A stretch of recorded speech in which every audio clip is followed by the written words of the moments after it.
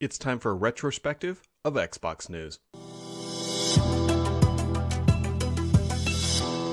Trying something a little bit different maybe in 2021. We'll see if you all like this, if this is something I should continue to do. But I was sitting down, it was actually last month, and thinking, man, there's like a lot that happens in a single month. I mean, there's 30, 31 days, or 28 if you're February.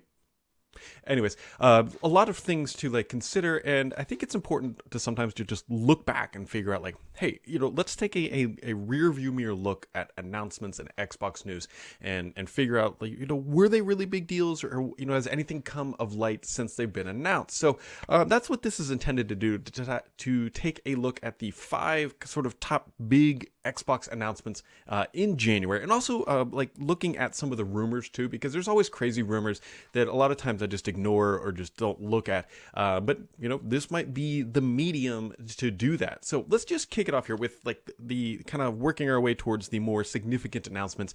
So the big one was that Minecraft Earth is being shut down. Now, this is obviously a big deal if you're a Minecraft Earth player, but I think from more a business and a branding perspective, this was a really big deal because Minecraft Earth was not the golden goose that Microsoft expected it to be. Typically, they can slap the Minecraft branding on something and boom, it just goes crazy, and that's great for them.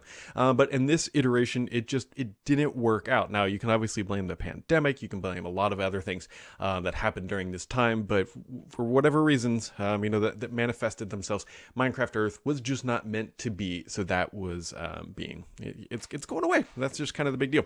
The other big announcements here, and this is at the top of the list at number 4, is Microsoft raising the price of Xbox Live Gold. Now, we all know how this narrative shakes out. They say, hey, we are going to raise it, double it, and then they said, whoops, we screwed up, we're not having our best moment, and we're just going to go backwards on that.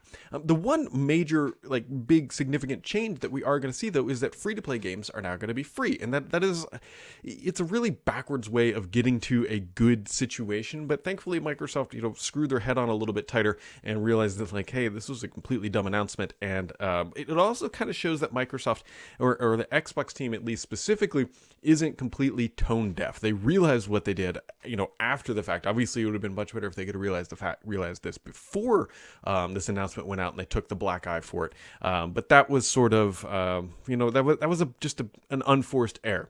The third biggest, or kind of down, I should say, at number 3, I think one of the most biggest stories of this month that continues just to be overlooked is that Microsoft is switching realistically from waterfall development to Agile with Xbox. And they are quite literally making the Xbox OS more agile, and they really quietly announced this. But I think that this is going to be a big deal because I'm hoping that this means we're going to be seeing features coming faster, better, sooner, stronger, rather than waiting for these large chunky updates that come roughly once a month. And so Microsoft making the OS more agile is a really, really big deal. And it's going to take some time for Microsoft to get comfortable with this methodology, but they're working towards it on the Windows side, and they're obviously now implementing it on the Xbox side.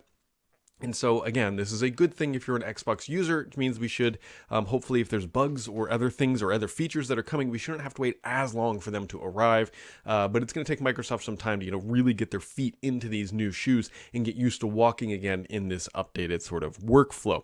At number 2, I should say, the other big issue that Microsoft still has not addressed in the Xbox world is the disconnecting controllers. Now, I get a lot of messages about this. I knew it was widespread. I knew it was wide-ish spread, but I didn't realize how pervasive it was for some people. There's some people out there who have really genuine issues where these controllers disconnect frequently, and Microsoft hasn't addressed it. Now, every single time Microsoft pushes out an updated build notes for the Omega, Alpha, or whatever all the insider rings, I always check it, primarily because I'm looking for this specific bug to be fixed. Thankfully, Microsoft has acknowledged that, hey, this is a genuine issue and that they are aware of it, and they're not, plugging their ears and being tone deaf about it. But at the end of the day, this is a pretty significant problem for those who it's impacting.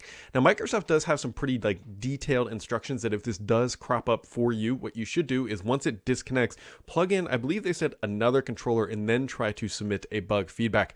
We don't quite know how far Microsoft is to triaging this. I'm hoping that they are getting the data, because there's nothing more frustrating than your brand new Xbox just randomly disconnecting, much like the Black Ops bug that used to just crash the box. But anyways, so be on the lookout for that. And the most important story, I think, of January, which no surprise here, because it's going to be a common theme going forward for Microsoft and Xbox, is Game Pass. Just the massive growth that Microsoft saw and eventually reported here in January with the earnings. I mean, the growth to 18 million. We're seeing roughly 1 million users added per month to Game Pass. That is a significant amount of people, especially in the gaming world, and especially when you consider how big Xbox was as an org, right?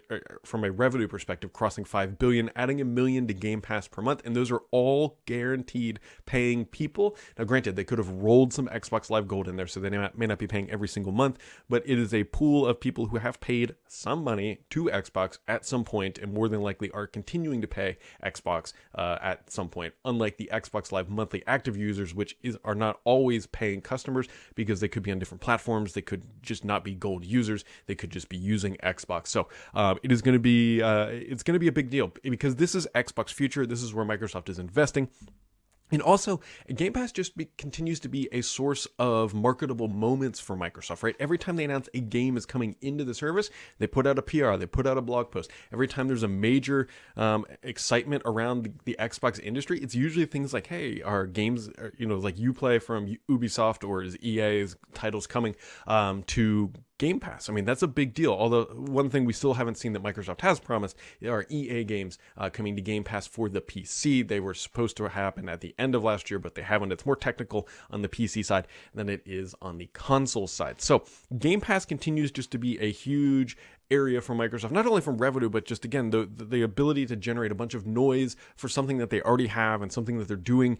It just continues to be a really big deal. So some of the more crazy rumors of the month, or just crazy bits of information, is that Microsoft is in bed with Big Battery, right? There was like I never really quite figured out where this came from. It came from like a random blog post or something, that Microsoft is snuggled up with Duracell, and that is the reason why every Xbox controller has replaceable batteries rather than rechargeable batteries. But if you remember when the Elite Series 2 controller, and I was even in on this, people were upset that there wasn't replaceable batteries. It never made sense. Microsoft obviously has a business agreement with them to supply the batteries that are in the box that ship with the controller, but that's it. That's pretty much standard for the industry. Other rumor says Xbox has talked to every major publisher about potential Game Pass partnerships. That's not a rumor. That is absolutely fact. Now, somebody's going to call me out and be like, look, there's this very small studio that only builds niche PC games. Microsoft hasn't talked to them, and you said every game studio. Like,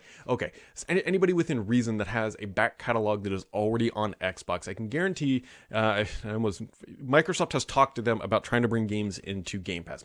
There's a very large team at Microsoft working these business agreements, and this is absolutely fact, and things like that are happening. It's no surprise. I mean, you see how frequent games come in and out, and Microsoft has found the marketable way to approach these companies, and especially we're looking at like EA Play. We're looking for more of those big name brands who potentially have their own service, like Ubisoft, coming into Game Pass. And nothing to announce on the Ubisoft front, but we will. I think it's a place to watch, because I think it's the next natural evolution. Because I think Microsoft's like true value here, or at least business pitch, is like, hey, you can keep your titles that are launching and sell them independently. You'll make a whole bunch of money. But for your titles that are a year old that aren't really selling, throw them in Game Pass. Take a shot at making some extra revenue. And for a lot of companies, that has worked out well. Look at like Red Dead Redemption. You can look at GTA. And so there's very clearly a business model there. The other thing too, I want to point out, because this just hit my feed yesterday. Somebody sent me this video of Sega Games showing up in Game Pass. Now, I'm going to tell you what I believe is happening here, because I was able to somewhat recreate this on mine. What I believe this is if you just go to like search for Sega Games, and then they will eventually show up here. So I believe this is just a search index thing.